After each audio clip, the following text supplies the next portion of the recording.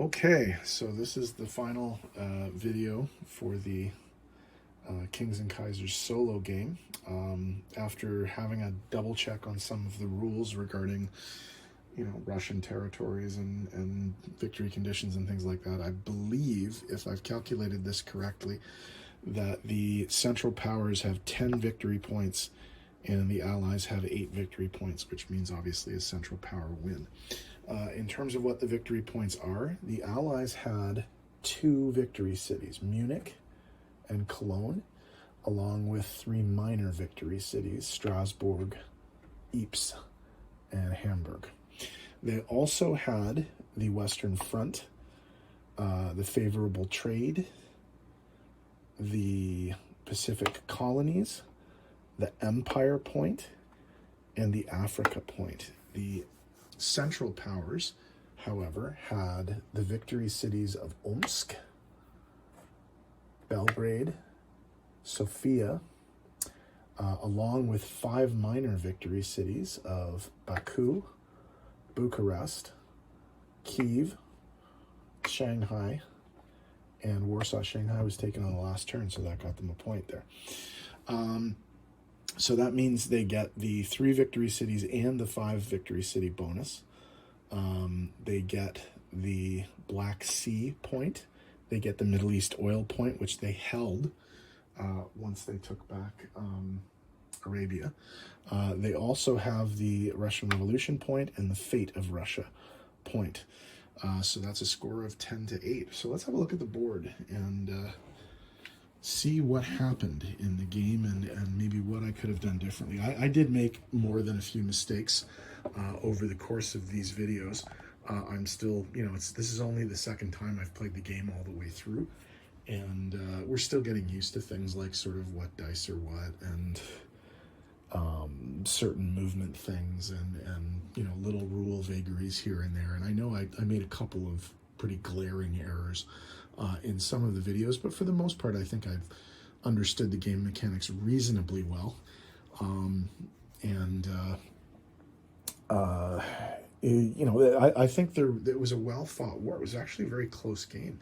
I can't believe that the Central Powers won, given the fact that it was going so badly for Germany. I mean, Germany was down to, 9 units, and Berlin was contested. I mean, had the game gone on, I think probably 1 round more, they would have lost because Berlin would have been taken. Certainly, Vienna wasn't looking too good, and certainly the Ottomans. Well, they were holding their own, but there were things that were happening certainly in this area that were a little troubling, to say the least. However, I think I did some really interesting things with the Central Powers. I did push kind of hard on the Western Front, but things did not go well for the Germans and the Austrians on the Western Front. I mean, as you can see from the map, I mean, France ended up going wild. Germany had a huge stack over here and had some really, really bad dice rolls fairly early in the game that really turned it around. But of course, they did so well against the Russians. The Russians were in really, really bad shape, and I think the MVP of the game absolutely has to be the Ottomans, because they pushed so deeply into Russia that it did actually affect the Russian Revolution. I read those rules very carefully. I hope I interpreted them correctly, but basically, if the Central Powers have taken Russian territory, then when you do the setup for the Russian Revolution, those territories don't get used, and that made it very, very lopsided for the Soviet forces. I mean, there's literally only one White Russian force left on the board. It's right up there in whatever that power is there, in Irkutsk. There's one guy left on the board. So had that gone further, the Soviets would have completely won that particular one. I also like how well the Ottomans took care of business in sort of their own area. I mean, again, as I said, it was starting to get bad for them with the Americans coming over, but they pushed the English very, very hard. And there was a lot of interesting fighting going on there. I said it many times in the videos, they certainly punched above their weight in this game, for sure. Because in the regular Axis and Allies 1914, it's usually fairly easy to take out the Ottomans. You just go heavy in India, and you can wipe them out pretty quickly. But there was a lot of interesting play.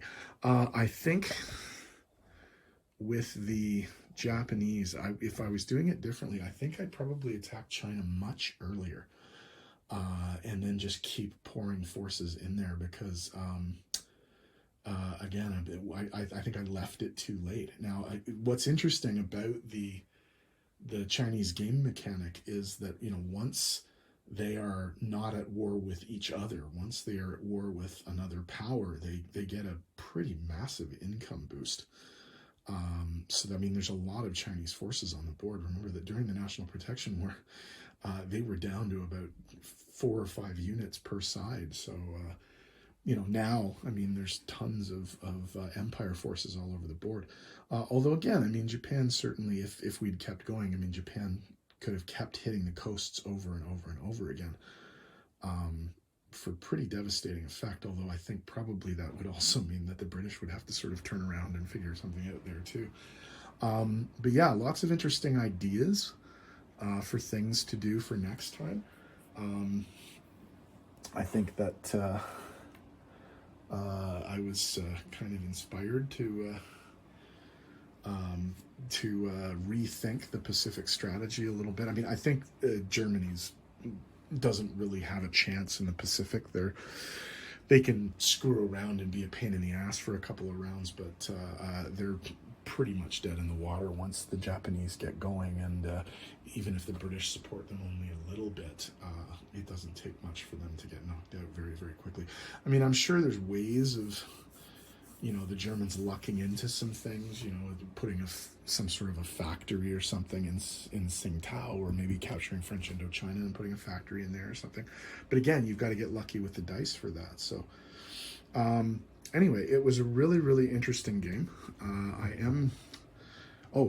should also talk about Africa. Africa was interesting because for a while there, the Germans were doing very, very well, but they didn't have any way of replenishing their units. They tried to get into South Africa so they could start building out of Cape Town, but it's rough for them. I have seen games, 1 or 2 games online, where they end up getting a little military base here and can do some damage. But I think, in order for anything significant to happen there, they have to get helped out maybe by the Ottomans or something like that. But Africa is a really interesting theater because it's really hard to reinforce from anywhere. Although, again, I think the English did a pretty decent job down here. Africa's cleared now, completely cleared of Central Power units. But interesting game. Basically the Central Powers went off to a massive early lead, and the Allies kept catching up, but it was just too little too late. I think they ran out of time. As I said, if I'd played a 12-round game, I think the economic superiority of the Allies would have taken the day, basically, because Germany's pretty much dead at this point. And once that happens, you can reassign stuff in different theaters and do a lot of other different things. But this was a really, really fun game. I'm looking forward to playing a little bit more of it. I did have an offer to play in another YouTube game with some of the folks who've been watching this game, and I'd love to take them up on that as soon as summer rolls around.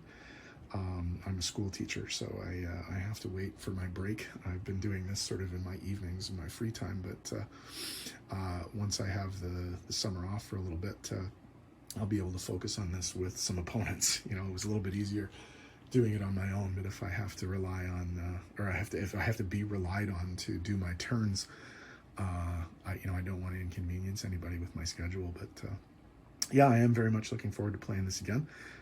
It's a lot of fun, and so anyway, this is Sergeant Mercy from the bar in Ontario, Canada, signing off, and hope you enjoyed my first sort of full YouTube game of Kings and Kaisers. Thanks to Moose Cow and Madman for inventing this really, really interesting variant. It was a lot of fun. Ciao.